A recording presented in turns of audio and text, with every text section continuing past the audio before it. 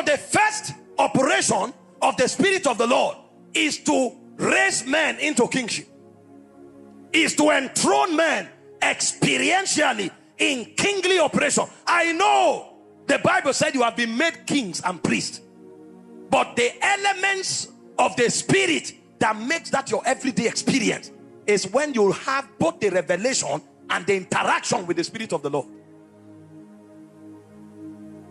In 1 Samuel 16 verse 13, the guy was a shepherd, forgotten in the wilderness. When Samuel showed up, they didn't even consider him worthy. Meanwhile, there were the Eliabs who had stature that looked like a king. See, that you look like a king does not mean you are one. This is a generation where all our glory is in our bodies. People do operation to change their body shape. Others sleep in the gym to look in a certain way. If it's for health, good for you. But never make the mistake of thinking a chest can add any value to you. Most they can't even button their shirts. They move around all over. Listen, I know the health value of exercise. I'm not against it. But never make the mistake of thinking your body is value. If you look at a woman, she has 4 levels of development. The first level is as a gear, and the power of a gear is her body. That's puberty. But the moment a woman grows from the level of a gear, she becomes a lady. Her power is her mind. Then a woman grows from a lady to a wife. Her power is ordinance. You don't become a wife because you are married. You are a wife to be found. There are many ladies, they are no wives. Because they can't respect the ordinance of the kingdom. Wives, submit to your husband. So if you can't find a man you will submit to, you may be a lady all your life. And then you grow to become a mother. The power of a mother is sacrifice. She lives to raise kings. She lives to raise prophets. She can always substitute herself for her children. That's a mother. So if you live for body, you are the lowest level of human existence. Can I tell you about a man? The growth level of a man is as a boy. The glory of a boy is his strength. He discovers muscles are coming out. But there are many boys who never grew. There are many women that never grew. So you look at the street, you find them naked everywhere. They are still at the level of puberty. It's their body that is their glory. They've not grown. When you grow from a boy, you become a young man. The power of a young man is the word of the Lord in him. I write unto you, young men, because you are strong, and the word of the Lord. So you have migrated from just strength to the word of the Lord abides in you, and on the strength of that you have overcome the evil one. Then you become a husband. The glory of a husband is the capacity to love. Husbands, love your wife as Christ loved the church. And then you become a father. I write unto you, fathers, because you have known him that is from the beginning. You are a father based on your spiritual maturity and ranking, where you stand with God. You have mileage in the spirit, so you can talk from heaven. You can represent God on earth, and on the strength of that you can give rise to offsprings. And you don't just give birth to offspring, you can give them spiritual inheritance. That's a father. But guess what? We have boys and gears dominating our world. That's one of the biggest challenges we have today. People who don't mature. But God is opening your eye tonight. There is a quick work happening in you tonight. So the first operation of the Spirit of the Lord is the installation of the kingly unction. My horn hast thou exalted as the horn of the unicorn. You have anointed me with a fresh oil. Psalm 92 verse 10. Kingship. Number 2, when the Spirit of the Lord is at work, is empowerment for victory. Judges 14 verse 5 to 6. Then went down Samson and his father and his mother to Timnath, and came to the vineyard of Timnath, and behold, a young lion roared against him.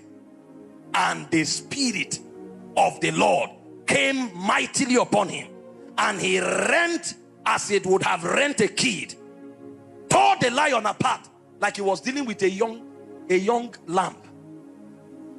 When the Spirit of the Lord is upon a man, the biggest opposition that people should quake, you confront it as if it's nothing. Mountains become like moles.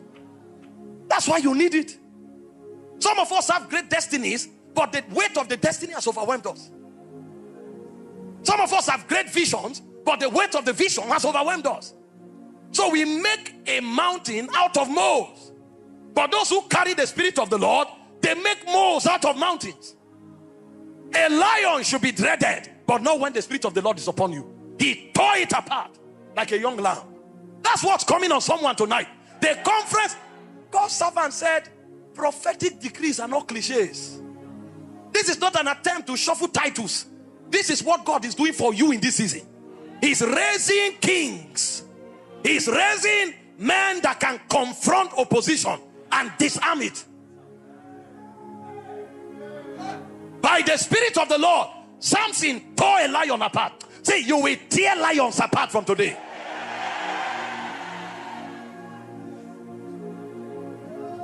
Number 3, what happens when the Spirit of the Lord is upon a man? It provokes transformation. You see that God begins to shift your growth process in an accelerated manner. People saw you last year, and based on their calculation of the economy of the location, by this year you should have become like this, and then you go off their range. Last year you gathered 150,000, so this year no matter how you try, maybe 200,000.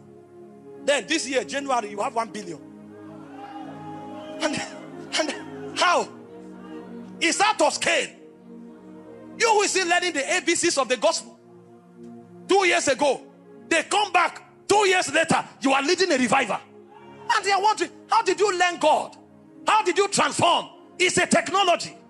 When the Spirit of the Lord comes upon you, it orchestrates transformation. 2 Corinthians 3:18, we all with unveiled face, beholding as in a glass the glory of the Lord, he said we are changed from one level of glory to another. How? Even as by the Spirit. Because the Spirit of the Lord occasions speed. Oh my God. You came to this meeting, you have been in ministry for 12 years, nothing to show. You see what happens by December. Then you will know that we are not lecturers. We didn't come here to wow you. We didn't come here to fascinate you. We are not talking by human intelligence. We talk by His Spirit. And I prophesy over someone, multiple layers of transformation. Number 4, please sit down. Number 4, the Spirit of the Lord occasions speed. 1 Kings 18:46. And the hand of God was upon Elijah, and he outran the chariots of Ahab, even unto the gates of Jezreel.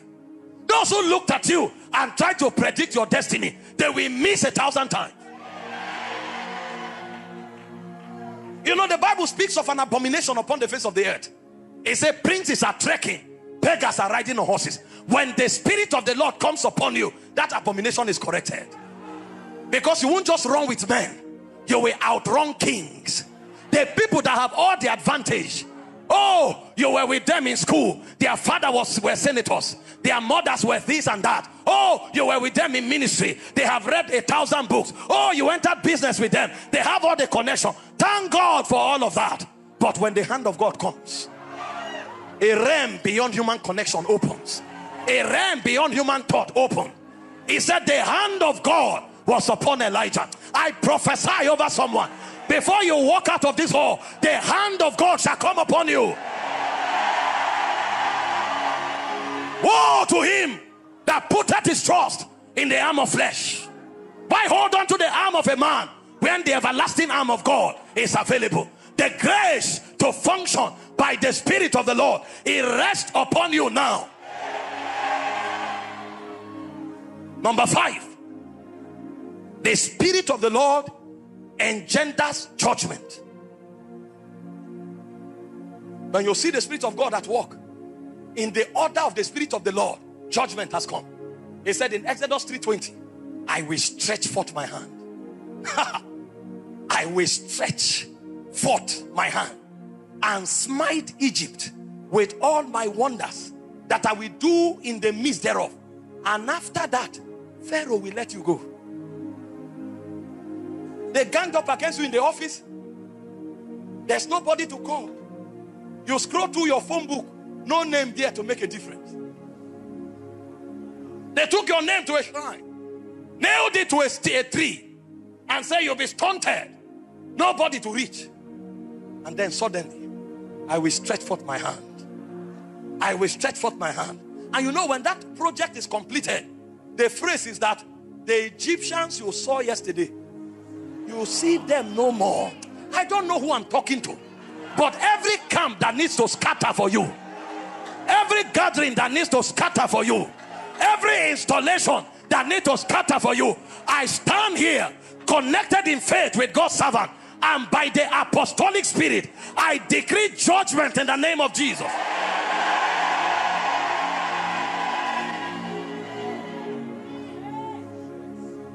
I don't have time. How do you provoke the Spirit of the Lord? Remember, this Spirit comes to make you function as a king. Christ has made you a king.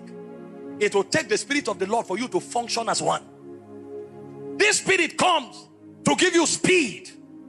This Spirit comes to empower you for victory.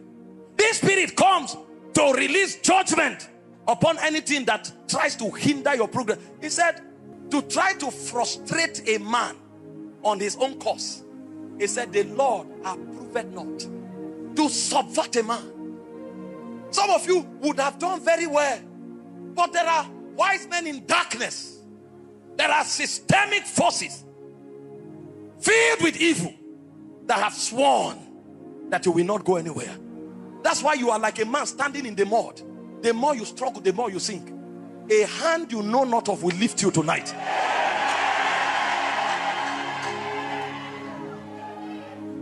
It's not everybody that is lazy. Some of the failures you see today are more intelligent and more hardworking than the people you see on top. They don't just know how to overcome the mysteries holding them back. And God sent me for you. I don't have time to share testimonies, but I said God sent me for you. God sent me for you. Beyond your pedigree, may your result rise up.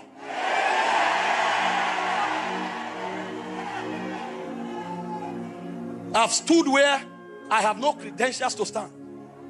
I've received things that I have no right to receive. I've gone to places that I have no connection to enter. But I know there's always a gap in every great destiny. Only God occupies that gap.